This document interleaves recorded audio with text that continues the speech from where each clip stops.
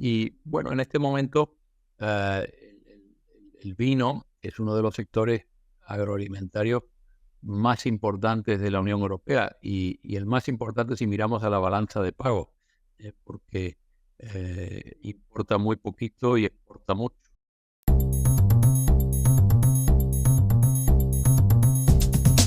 Bienvenidos a Pio Stocks y hoy tenemos como invitado a Mauricio González Gordon, jerezano de nacimiento, además nos habla desde Jerez.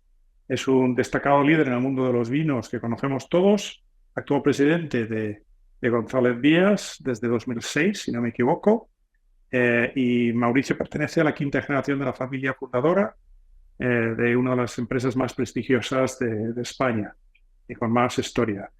Mauricio tiene una sólida formación, es licenciado en Ciencias Económicas, cuenta con un máster en Business Administration de la Claremont Graduate School de California, mi tierra natal, además de haber obtenido una titulación de Dirección de Empresas Agroalimentarias del Instituto de San Telmo, que también tenemos eso en común.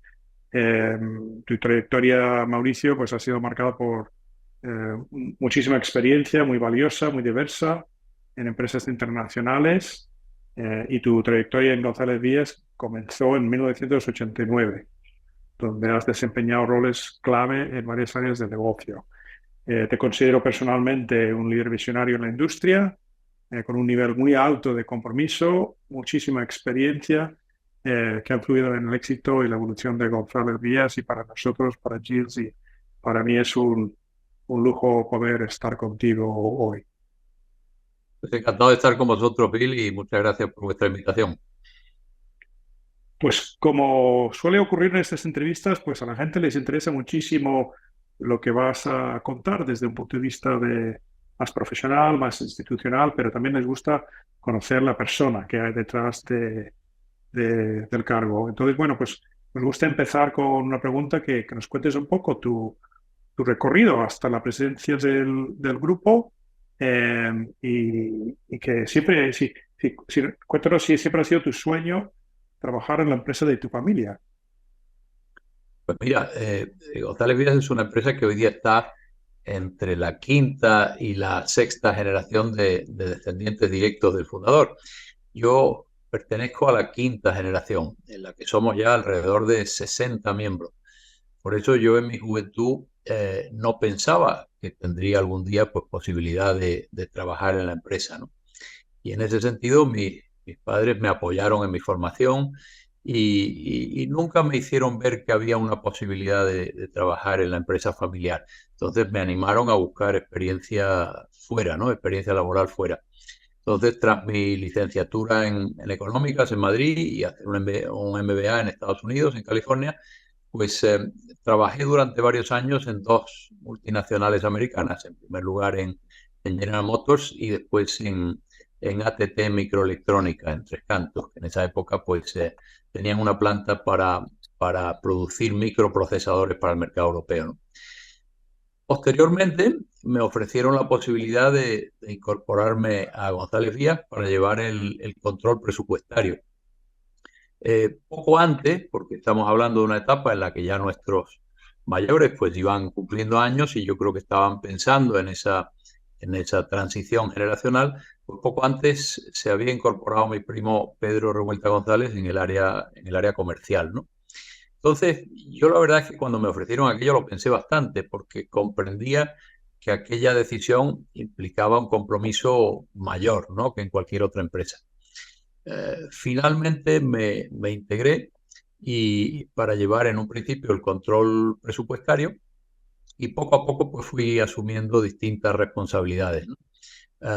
Después de una etapa en el control presupuestario, pues pasé 2 años en el Reino Unido, donde conocí de cerca uno de nuestros principales mercados. Ya sabes que el Reino Unido es un gran mercado para el vino de Jerez. Y tuve la oportunidad también de vivir en primera persona pues, la experiencia de un proyecto de joint venture comercial con dos compañías francesas. Y aquello para mí fue me aportó mucho, ¿no? Porque estábamos hablando de un mercado sofisticado, un mercado importante para el Jerez y de tratar de temas comerciales con otras dos empresas muy relevantes. Después de esa experiencia volví a España y me incorporé o me integré en el área administrativa que estuve liderando, y al cabo del tiempo pues ya pasé a dirigir el área, lo que llamamos la división económica, que incorpora también la parte financiera. Después asumí la subdirección general, y aunque no estaba previsto, porque ya sabes que en nuestra compañía pues tenemos establecido que el director general debe ser no familiar, asumí por una cuestión, digamos, de necesidad temporal la dirección general durante algunos años. En esa etapa yo ya participaba en las reuniones del Consejo, aunque aún lo hacía sin representar acciones, en un formato que tenemos en nuestros estatutos y que yo creo que está muy bien pensado, porque a la persona de la familia joven le permite ir conociendo el funcionamiento del Consejo sin todavía pues asumir la responsabilidad de, digamos, de votar, ¿no? Y de representar acciones. Bueno, un tiempo después fui nombrado consejero, manteniendo mis responsabilidades y funciones delegadas, hasta que en 2006, como decías antes, pues el Consejo me nombró presidente, que es la responsabilidad que he venido manteniendo hasta la actualidad. Pues un recorrido muy interesante y una formación interna, puesto al extranjero en mercados. Y tu formación de economista ha influido en tu manera de ser un director general. ¿Y cómo ves tu rol ahora en González Vallas? Bueno, a mí siempre me atrajo la economía, tanto la macro como la micro, ¿no? Que son la base de mi formación. Como os decía antes, al principio llevé el control presupuestario y trabajé bastante también en la contabilidad de costes, y eso me ayudó a conocer a fondo la empresa y todas sus constantes vitales, ¿no? Eh, la contabilidad de costes de una empresa de vinos es compleja porque son procesos largos, ¿no? No son procesos donde en un año completas la elaboración, ¿no?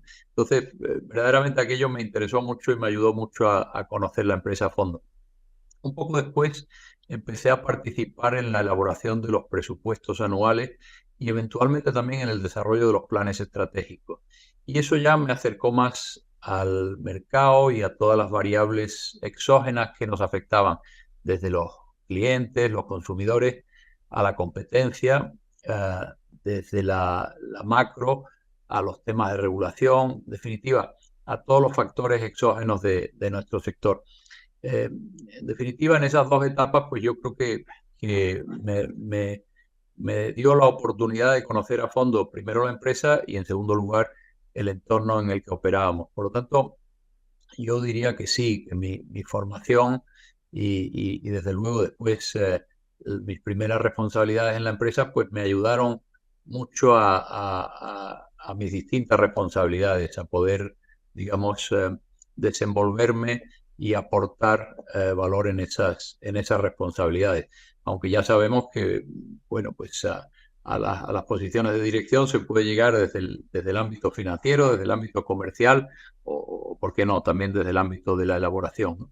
Pero en mi caso, pues, como digo, esa formación me ayudó mucho a conocer el negocio a fondo. Eh, las responsabilidades que yo he ido asumiendo desde la etapa de la presidencia, bueno, pues yo diría que están en línea con lo que es habitual en una presidencia. Es decir, por un lado, pues asegurar el buen funcionamiento del Consejo, de sus comisiones. Tenemos 3 comisiones, una permanente, una de nombramientos y retribuciones y una de auditoría. Y también los consejos de las compañías filiales. Tenemos 22 sociedades en el grupo y es importante que esos órganos estén bien alineados y que funcionen de una manera eficiente y rigurosa, ¿no? Por otro lado, y para mí es un área que me atrae mucho y que me resulta muy interesante, es el velar por la visión a largo plazo de la compañía y el mantenimiento de la estrategia, ¿no? Participando activamente en su desarrollo. Nosotros hacíamos hasta hace un tiempo planes estratégicos a 5 años, después los bajamos a 3, porque realmente pues estamos en un entorno pues más cambiante, más acelerado. Pero a mí siempre me pareció importante trabajar sobre las grandes tendencias de fondo y en mi responsabilidad he procurado que no dejáramos ese aspecto de la planificación y de la estrategia, que es decir, oye, ¿cómo vemos el entorno, cómo vemos la competencia a 10 años vistas? Y cómo consideramos que nosotros podemos aproximarnos a eso, ¿no? Aquí trabajando ya sin números, trabajando con conceptos, trabajando con tendencias, ¿no?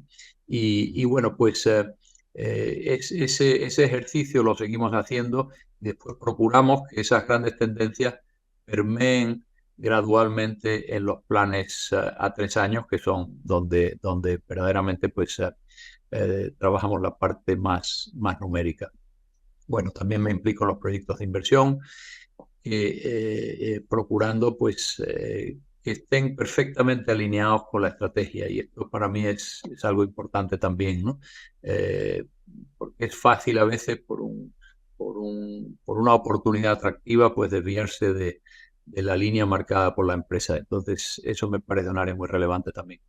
Por supuesto, pues la coordinación con la dirección general para asegurar que el consejo pues recibe la información más adecuada y suficiente para sus decisiones, pero también actúo un poco como correa de transmisión en ambos sentidos, es decir, para que el consejo esté al tanto de los temas más importantes, pero al mismo tiempo para que no le quitemos al director general más tiempo del estrictamente necesario y lo dejemos, pues, digamos, gestionar la estructura, que es lo más importante, ¿no? Después estaría la representación institucional de la compañía, donde, bueno, pues siendo una compañía familiar, pues procuramos que en esa representación institucional pues también transmitamos los valores esenciales, ¿no? Somos una compañía familiar con visión de largo plazo.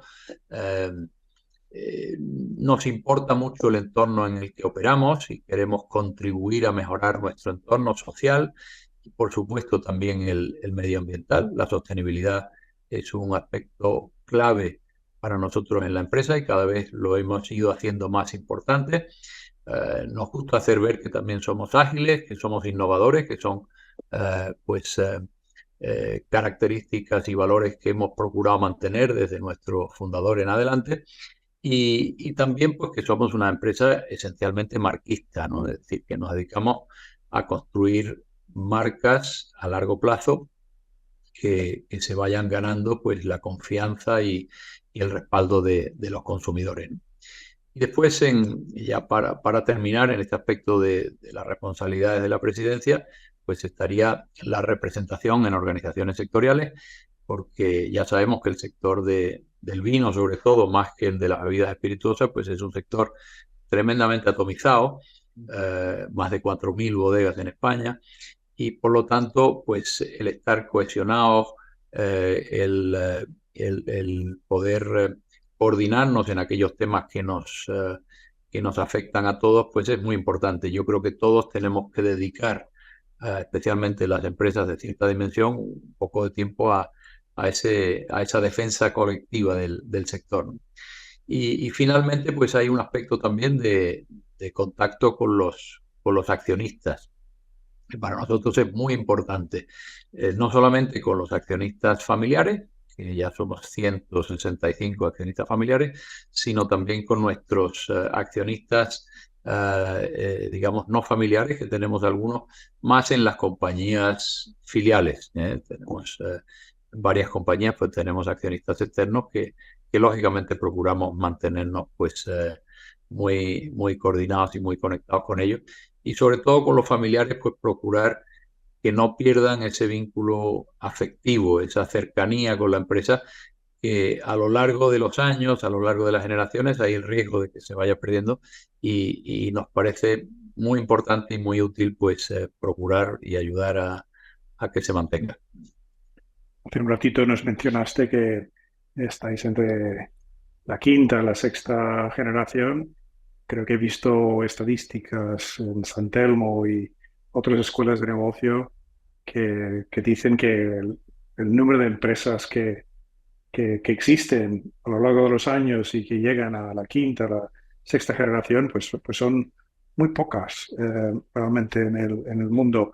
Cuéntanos cuáles son las claves de éxito que habéis aprendido en González Víez sobre el relevo generacional, sobre la durabilidad de la empresa. Bueno, yo creo que efectivamente las estadísticas nos dejan en la parte minoritaria, ¿no?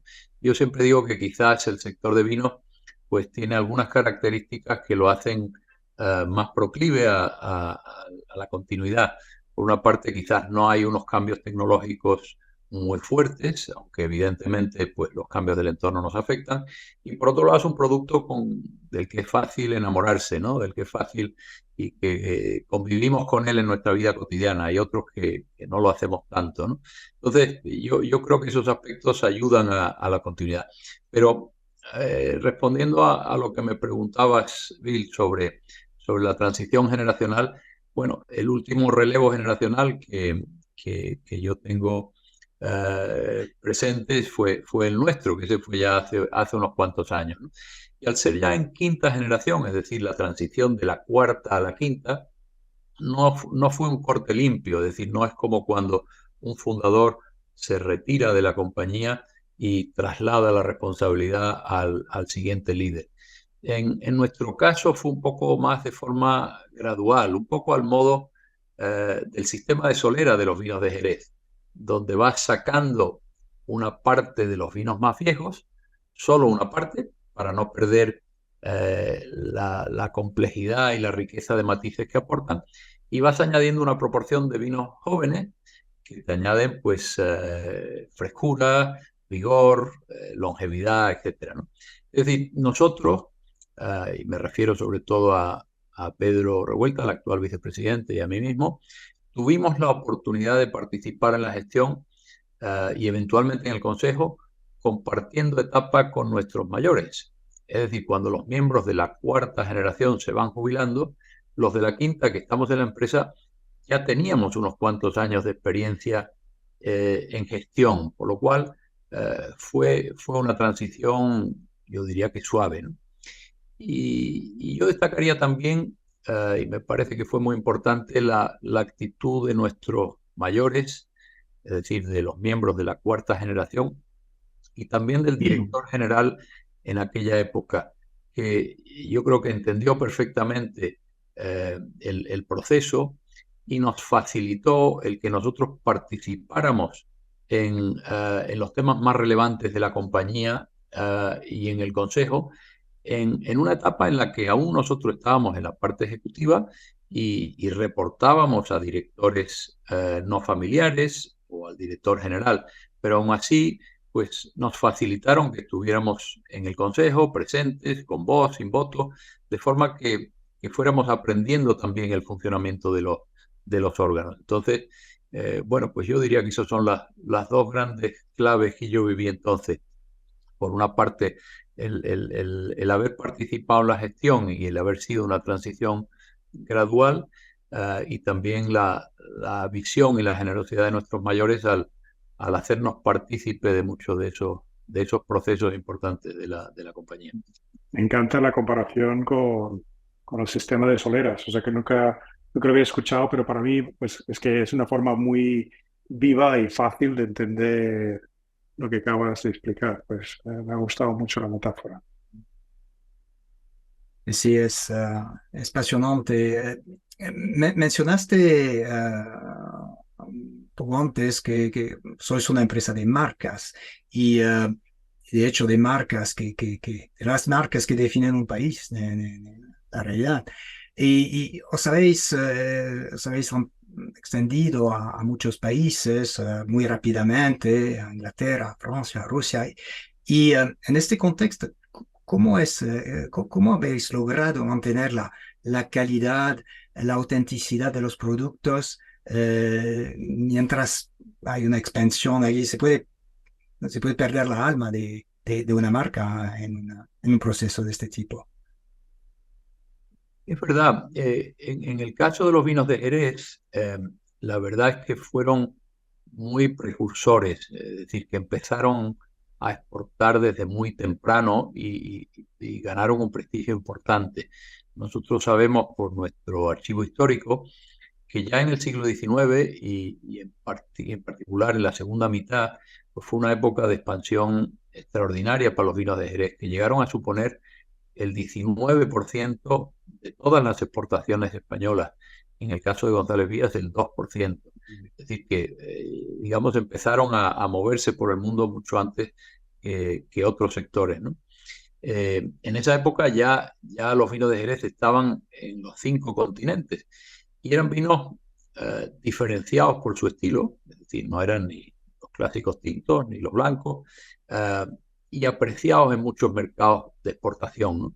A los que llegaron, pues, sobre todo por la iniciativa y por el espíritu de emprendimiento de los gestores y de los emprendedores de aquella época, ¿no?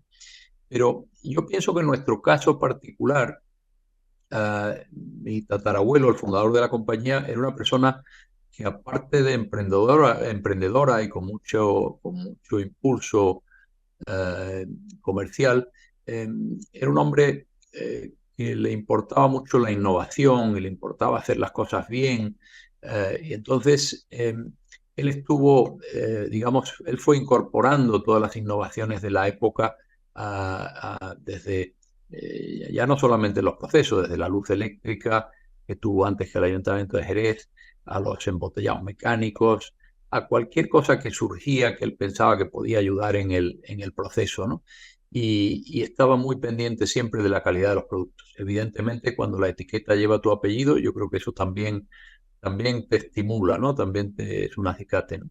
Entonces, eso nos llevó a que ya entre la tercera y la cuarta generación, en los años 50 del siglo XX, pues González Vías fundó el primer laboratorio de investigación enológica privado de España, lo que nos dio una ventaja considerable, porque el vino en aquel entonces era una mezcla de ciencia y de arte, quizás más de arte que de ciencia, y aquella decisión, aquella apuesta por la ciencia y por la investigación, pues nos ayudó a conocer con mucha mayor profundidad los procesos, digamos, naturales del vino y por lo tanto a poder controlarlos mejor. Y hoy sabemos que aquello nos dio una ventaja competitiva importante, ¿no? Entonces, conscientes de eso, nosotros hoy día hemos procurado mantener ese enfoque hacia la investigación y la innovación. Porque además estamos actualmente en un mercado donde los gustos pues van cambiando deprisa, donde atendemos a muchísimos mercados y cada mercado tiene sus prioridades. Entonces nos parece que esa capacidad de no solamente de leer el mercado, sino de saber adaptarse rápidamente a él, pues es importante. Pero bueno, ya digo, eso inicialmente pues lo impulsó nuestro fundador y nosotros lo que hemos hecho es procurar seguir la estela. Pues estaba explicando sobre esto, sobre el desarrollo internacional vuestro. Creo que en base a las cifras que yo he visto, tenéis como un 70% de la facturación en el exterior.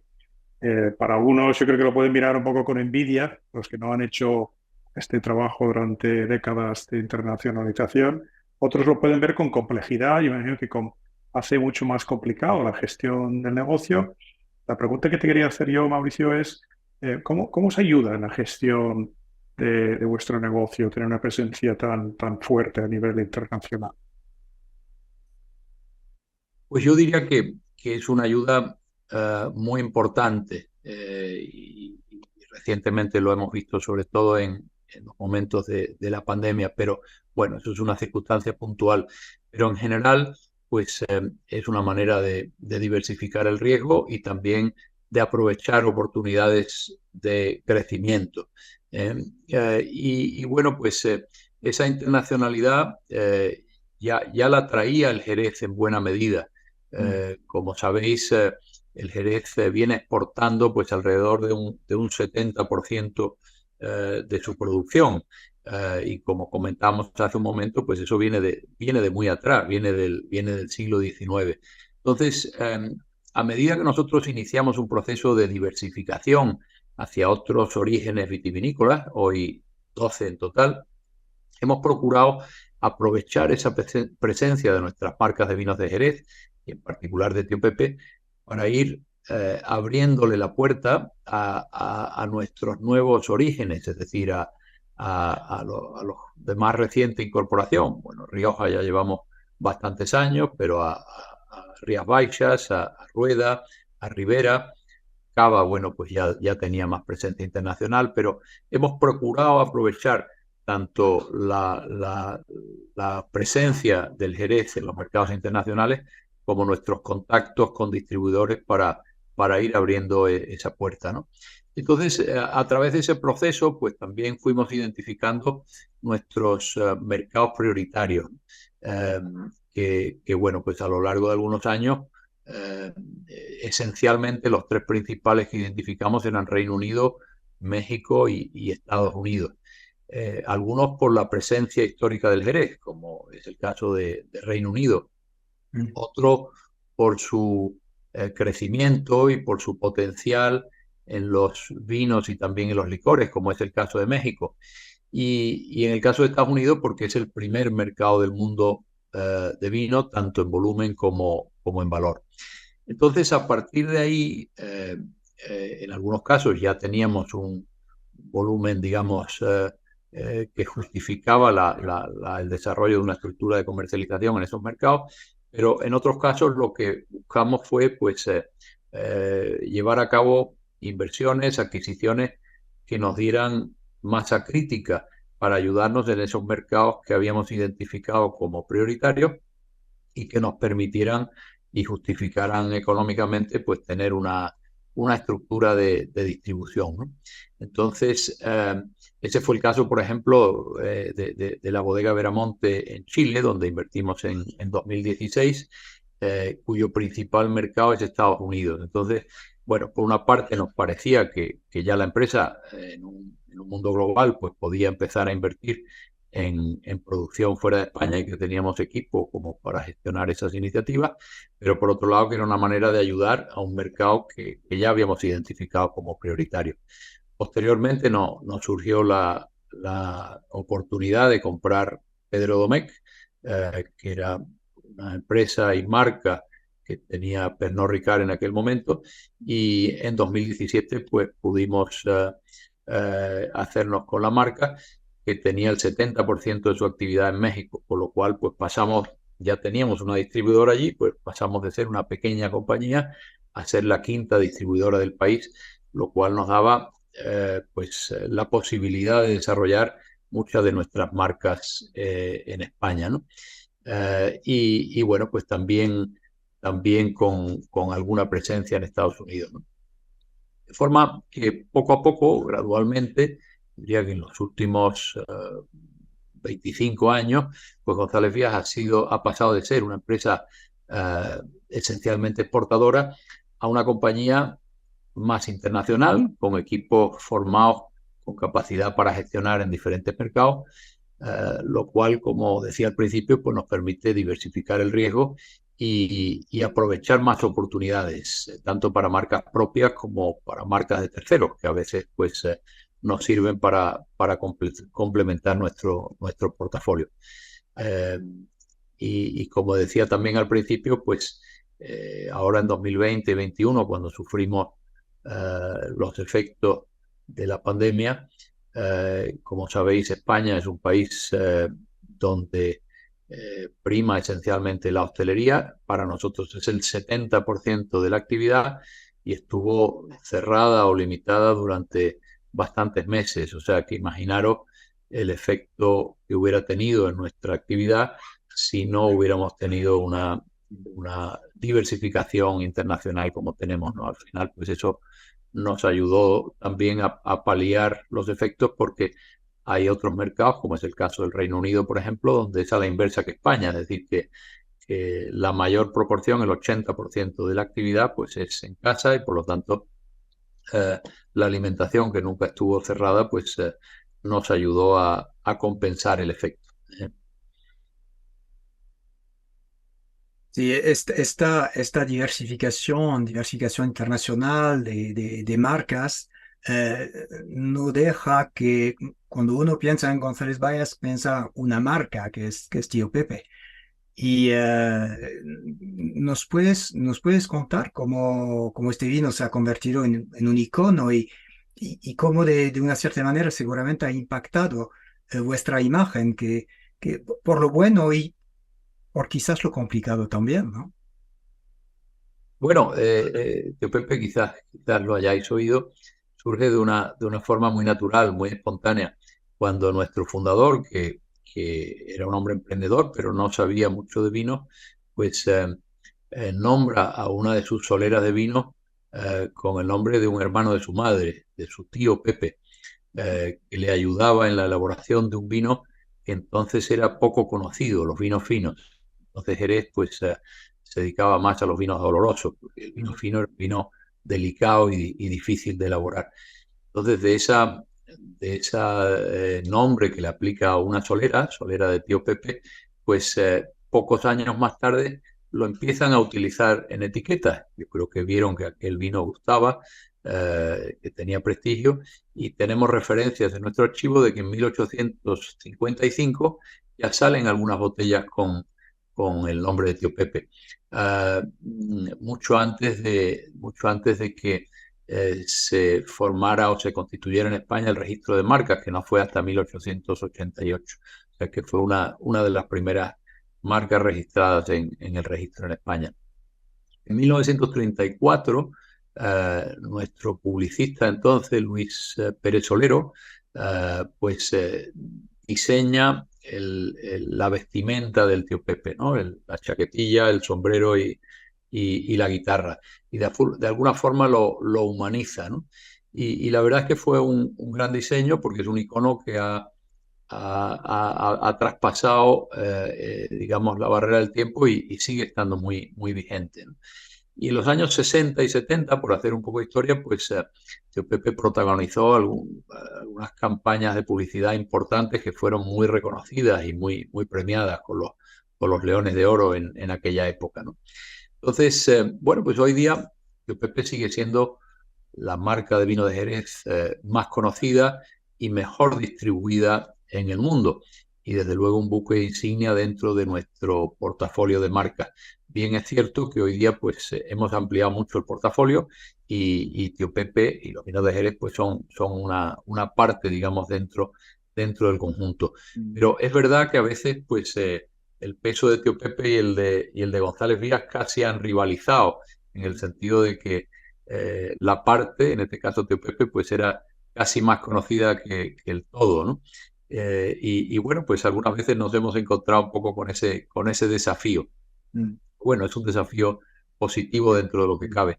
Y hoy día, pues, procuramos que siga, pues, muy joven, muy vigente, muy activa, no solamente respaldando el vino fino de Jerez, sino, bueno, pues, haciendo otras cosas que son muy actuales, como por ejemplo, pues, hacemos un concurso de mixología, que es el Tío Pepe Challenge, en 20 países con 700 participantes. Ya sabéis que la mixología pues, está muy de moda en muchos mercados y que funciona muy bien con el Jerez. Es decir, que los mixólogos valoran los vinos de Jerez, son secos y les gustan para combinar. O toda esta iniciativa con los conciertos que llamamos el Tío Pepe Festival, que hacemos aquí en verano, pues es otra manera de mantener la marca joven, ¿no? Y acercarla a otros públicos.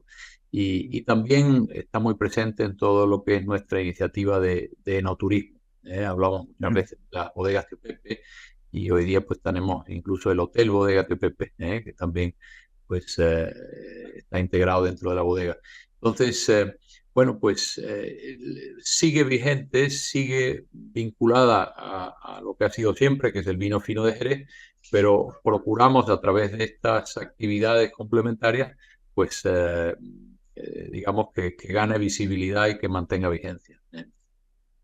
Llevas muchísimos años ya vinculado al sector vitivinícola en España, después de tus comienzos en General Motors y ATT, y me resulta curioso un poco saber ¿Cómo ves la situación actual en el sector de vino a nivel europeo y cuáles son los desafíos actuales que tiene el sector? Efectivamente, me he incorporado recientemente al ámbito europeo. Estuve también unos años en la Federación Española del Vino por esa, eh, digamos, por esa convicción de que es importante que todos participemos en cierta medida en la defensa común del sector, ¿no? Y bueno, en este momento el vino es uno de los sectores agroalimentarios más importantes de la Unión Europea y el más importante si miramos a la balanza de pago, porque importa muy poquito y exporta mucho. Si veremos digamos, el saldo neto de la balanza de pago de vinos de la Unión Europea es superior a 16.000 millones de euros. Es el mayor de todo el sector agroalimentario. Cuenta con el 43% de la superficie de viñas del mundo en la Unión Europea, es decir, algo menos de la mitad, pero con el 63% de la producción y el 70% del valor, que se genera sobre todo en las indicaciones geográficas, alrededor de 1.600 indicaciones geográficas que son las que tenemos en total en la Unión Europea, ¿no? Además, el vino está reconocido en la Ley de la Viña y el Vino de 2003 como parte de la dieta mediterránea, considerada una de las más saludables del mundo, ¿no? Y lo que pasa es que al ser un producto alimentario con contenido alcohólico, pues es uno de los productos más regulados, ¿no?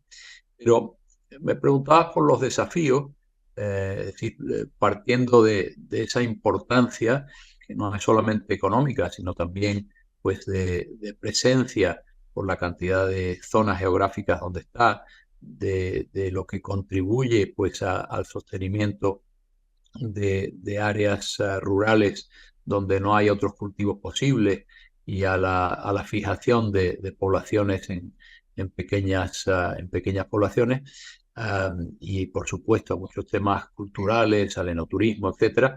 Yo diría que hoy día el vino en Europa afronta tres grandes desafíos. Uno es el de la competitividad. La competitividad frente a los vinos de fuera de Europa, por supuesto, pero también frente a otras bebidas, ¿no? Y vamos viendo cómo, bueno, pues hay otras categorías que están haciendo incursiones importantes en el mercado.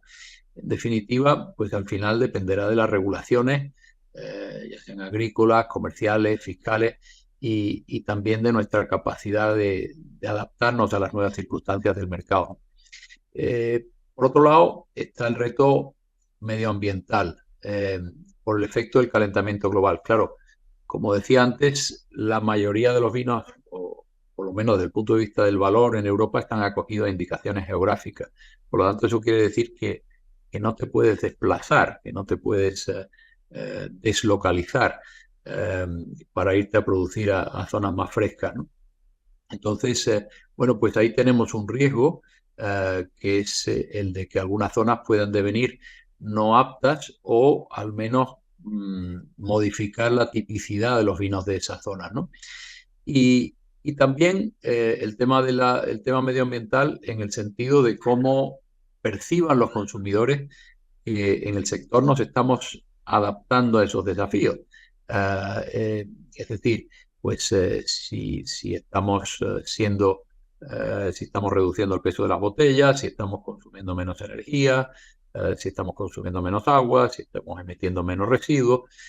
Evidentemente el vino no es uno de los sectores más contaminantes ni más emisores de gases de efecto invernadero, pero yo creo que cada vez es más importante el ser visto como responsables y sobre todo actuar de una forma que sea ejemplar para otros sectores. Y el tercer gran desafío que yo veo hoy día en los vinos europeos es el tema de vino y sociedad, o si queréis más específicamente, vino y salud, ¿no? Vivimos en una en una sociedad cada vez más preocupada por la salud. Eso quizás se ha acentuado después de la pandemia. Los reguladores pues cada vez toman más iniciativas en ese sentido y bueno, pues ahora mismo hay un debate abierto sobre el efecto de las bebidas alcohólicas en general y del vino en particular sobre la salud, ¿no? Hasta ahora siempre hemos entendido, defendido y lo hemos respaldado con estudios científicos que un consumo moderado de vino es compatible con un estilo de vida saludable dentro de la dieta mediterránea, ¿no? Y bueno, ahora empiezan a aparecer estudios que ponen eso en cuestión. Entonces, bueno, pues ahí tenemos un desafío que dependerá de lo que diga la investigación científica, de las restricciones legales que se vayan imponiendo y de cómo nos perciban los consumidores, ¿no? Yo creo que también es importante cómo colaboremos en la industria a solucionar los problemas derivados del consumo abusivo, que en eso estamos todos de acuerdo que es importante reducirlo y eliminarlo, ¿no? Entonces, bueno, pues aquí tenemos algunos desafíos importantes y bueno, lo más relevante me parece el que seamos todos conscientes de que están ahí, de que son importantes y de que hay que trabajar unidos para irlos afrontando. Sí, estas temáticas son, imagino, las que preocupan, que preocupa a la industria. Eres desde el año pasado el presidente de la Patronal Europea de Bodegas. Hay un consenso sobre los desafíos del sector entre grandes países productores como España, Francia, Italia. Eh, En esencia sí, pero cuando llegamos al detalle, pues a veces las prioridades no son exactamente iguales para todos, ¿no? Como decía antes, pues estamos en un sector tremendamente atomizado, con muchas organizaciones intermedias que nos representan dentro de los países y que son las que a su vez se reúnen en Bruselas, en este caso el Comité Vinos que yo presido en este momento, para procurar defender mejor los intereses globales del vino, ¿no? Entonces, yo creo que para mí lo más importante aquí es mantener la unidad del sector, porque si no estamos unidos, si no nos sentamos juntos, pues es muy difícil defendernos, ¿no? Nuestra fuerza está en la unidad, porque como sector pesamos mucho económicamente, socialmente y medioambientalmente. Entonces, hay que estar unidos y hay que estar coordinados, ¿no? Y por supuesto también con los sectores afines, con la agricultura, con los viñistas, con las bebidas alcohólicas que no son vinos, etcétera, etcétera, ¿no? La segunda parte que me parece más importante es consensuar y ordenar las prioridades del sector para poner los recursos, tanto los humanos como los económicos, allí donde son más necesarios en cada momento, ¿no? Y esta quizás es una parte más compleja por lo que decía antes, porque a veces, bueno, pues a uno le aprieta el zapato un poquito más en el tema de comercialización y al otro en el tema de las regulaciones y al otro en el tema medioambiental. Entonces, bueno, no todos lo ven exactamente igual. Por eso, desde el año pasado hemos dedicado prácticamente un año a debatir y a elaborar un plan estratégico y un plan de acción a 5 años que hemos logrado consensuar y que yo creo que va a ser una herramienta muy importante porque aunque los debates seguirán y continuaremos porque estamos en un mundo cambiante y en continua evolución, pero al menos tenemos un guión que yo creo que nos va a ayudar a trabajar juntos, ¿no? Y el otro desafío que a mí me parece muy importante es hacer ver a las compañías individuales la urgencia de actuar y la importancia de apoyar estas iniciativas, porque a veces, y especialmente las compañías más pequeñas, el día a día pues no te permite estar pendiente de lo que ocurre en Bruselas, de lo que se está negociando, lo que se está discutiendo, de tal, ¿no? Bueno, sí, oyes el ruido, te lees un informe, pero realmente el día a día te ocupa tu tu mayor tiempo, ¿no? y tu atención. Entonces, a mí, como vengo de la empresa y sé cómo se siente la empresa, pues soy sensible a ese aspecto. Entonces, lo digo mucho en las asociaciones que se sientan digamos, en la asamblea del Comité Vino. Oye, tenemos que ir a las empresas, tenemos que traer a las empresas de aquí y no podemos esperar al último minuto para decir, oye, tenemos una urgencia y hay que reaccionar. No, tenemos que hacerlas cada vez más partícipes para que bueno, sean conscientes y cuando sea necesario, pues nos ayuden a poner los recursos. Leemos las noticias hoy en día también, pues, sobre la tecnología. Parece que hay más preocupaciones que otra cosa. O sea, que la sociedad está preocupada por el uso de los datos, el uso de la inteligencia artificial. Me gustaría saber un poco cuál es tu visión sobre la tecnología y cómo puede transformar el sector vuestro, el sector vitivinícola, y cuáles son algunas de las áreas específicas donde estás viendo avances. Bueno, es cierto que la tecnología en los últimos años ha acelerado su velocidad de avance y de transformación, ¿no? Y bueno, pues ahora mismo, con las últimas informaciones que vamos leyendo todos sobre la inteligencia artificial, parece que esto se multiplica a una velocidad tremenda, aunque es verdad que la inteligencia artificial, o lo que conocemos como tal, pues digamos, se viene utilizando desde hace 30 años, ¿no? Pero en fin, es verdad que hoy día el avance y el progreso es mucho más rápido, ¿no? Ciertamente, pues ahí estamos todos, ¿no? Y hay algunas áreas más genéricas que yo creo que son aplicables a todos los sectores, pues como es el conocimiento y la comunicación con el consumidor y la interpretación de los consumidores, o la inteligencia aplicada a los distintos procesos del negocio, y por supuesto la ciberseguridad, que quizás es uno de los campos que más se ha complicado y que más nos preocupa en los últimos tiempos, y los que todos hemos tenido que invertir para estar mejor protegidos, ¿no?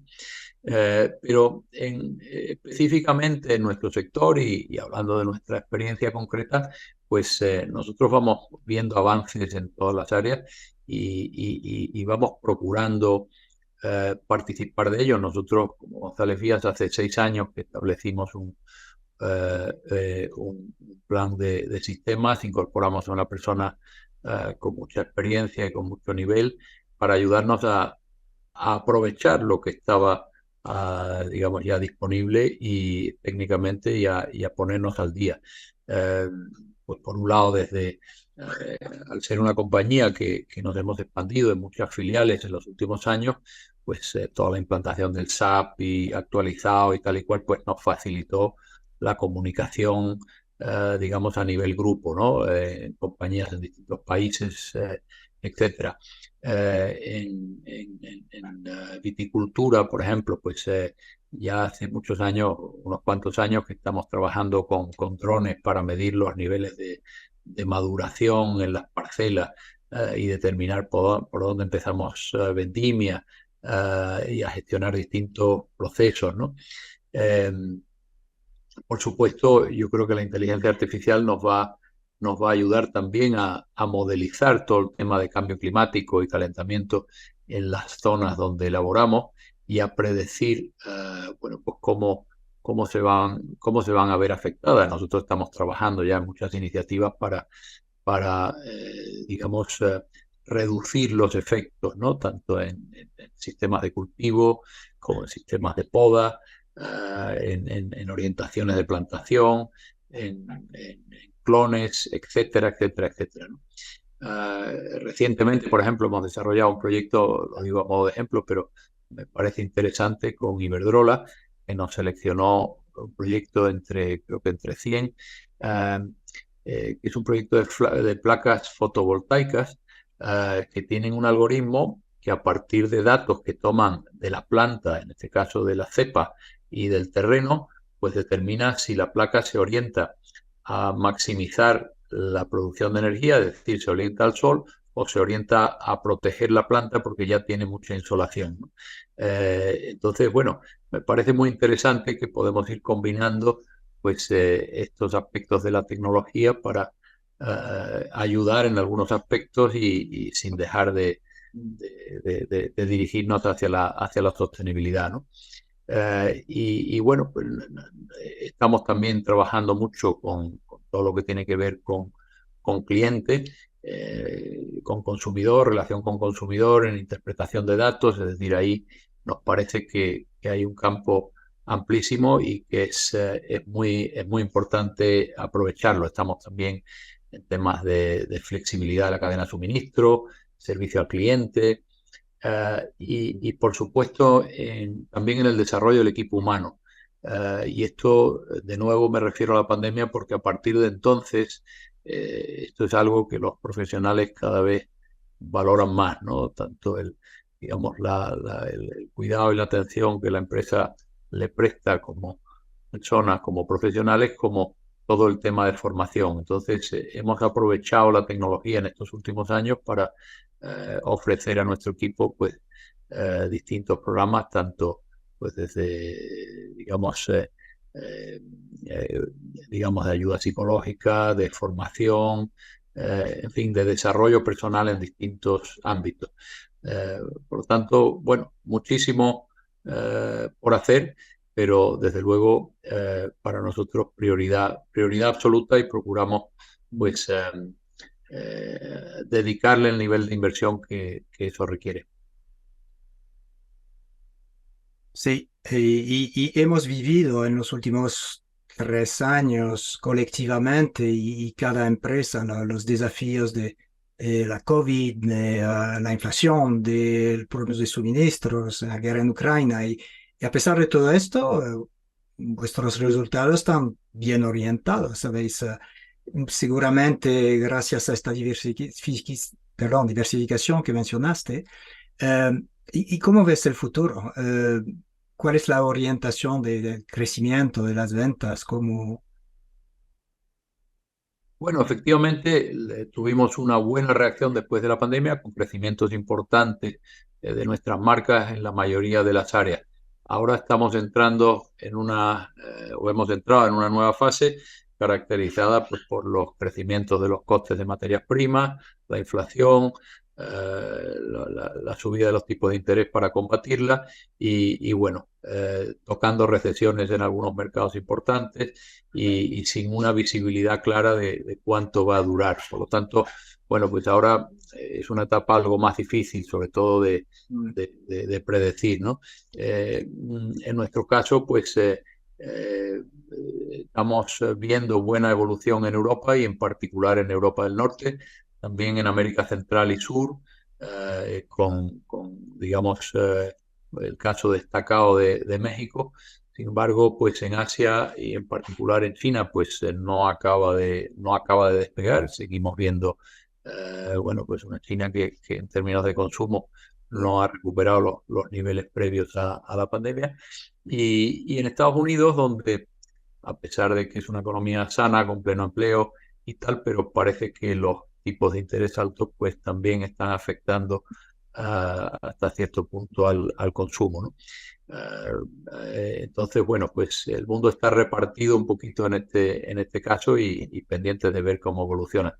Después tenemos el enoturismo, que para nosotros es importante y que está funcionando muy bien porque la gente ha vuelto a viajar, a los encuentros sociales y a disfrutar de conocer distintas zonas. Y eso, pues la verdad es que nos viene muy bien porque es un área por la que nosotros venimos apostando desde hace ya unos cuantos años, ¿no?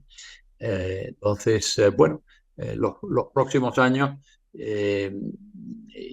esperamos, a pesar de que prevemos pues una cierta estabilidad, digamos, en el crecimiento del consumo visto a nivel global, pero nosotros hemos proyectado crecimientos de alrededor del 7% en los próximos 3 años, pues basados en el desarrollo de las marcas que hemos venido incorporando a lo largo de los últimos años, algunos lanzamientos, también el desarrollo de algunas marcas consolidadas, como en el caso de Veronia, por ejemplo, en La Rioja. Y bueno, sobre todo, y por mencionar un área, el área de América, continente completo, en el que, como comenté antes, pues hemos venido invirtiendo a lo largo de los últimos años y que ya supone un 34% de la facturación de González Vías y donde vemos un potencial de continuar creciendo. Ya para finalizar, pues quería hacerte una última pregunta. En un momento de la conversación, yo creo que fue al principio, decías que cuando te ofrecieron, yo creo que fue el cargo de primer ejecutivo, cuando en la compañía tuviste que parar un momento a reflexionar sobre la responsabilidad que conlleva formar parte del liderazgo de una compañía que está ya en la quinta generación de tu familia. Eh, También, de cierta forma, a los españoles sentimos que González Vías es un poco nuestro también, o sea, que es parte de la cultura española, una marca icónica. Entonces, eso es un cargo de responsabilidad bastante importante, el legado que deja después de gestionar un negocio así. Y mi última pregunta que quería hacerte es, cuál es tu visión muy personal sobre el legado que González Vías quiere dejar en la industria del vino y de los espíritus en España? Bueno, es verdad, Bill, que nosotros, me refiero a nuestra generación, a los que estamos ahora mismo pues administrando la compañía, sentimos esa responsabilidad porque hemos recibido un legado y tenemos la responsabilidad de entregarlo a la siguiente generación, pues a ser posible acrecentado. Entonces, yo te diría que nuestra visión, la de mi generación en ese sentido, pues es el ser capaces de traspasar a la sexta generación una compañía familiar, que siga siendo familiar, rentable y competitiva, que continúe pues siendo una buena muestra de la diversidad enológica de España, que es uno de los objetivos que nos hemos planteado a lo largo de los últimos años, es decir, estar presente en las principales áreas enológicas, en las principales zonas vitivinícolas de España y tener un buen muestrario de lo que es esa diversidad y esa riqueza vitivinícola española. Que sigamos siendo una compañía muy responsable con las comunidades donde operamos y con el tema medioambiental, es decir, que tenemos una absoluta vocación por estar integrado en esas comunidades, aportando valor y también por ser, llegar a ser neutros en el tema, digamos, de emisiones, para que no, digamos, de nuestra participación, pues no haya ninguna consecuencia medioambiental negativa. Y bueno, pues cumplir con nuestro propósito, que lo establecimos hace algún tiempo, que es que las personas vivan intensamente su tiempo más preciado, que es el tiempo de disfrutar y de compartir. O sea, en definitiva, pues aspiramos a ser reconocidos como una compañía referente a nivel global, pues, por actuar adecuadamente en todas estas áreas y bueno, pues por tener una colección de marcas que sean respetadas y que sean reconocidas y demandadas por los consumidores.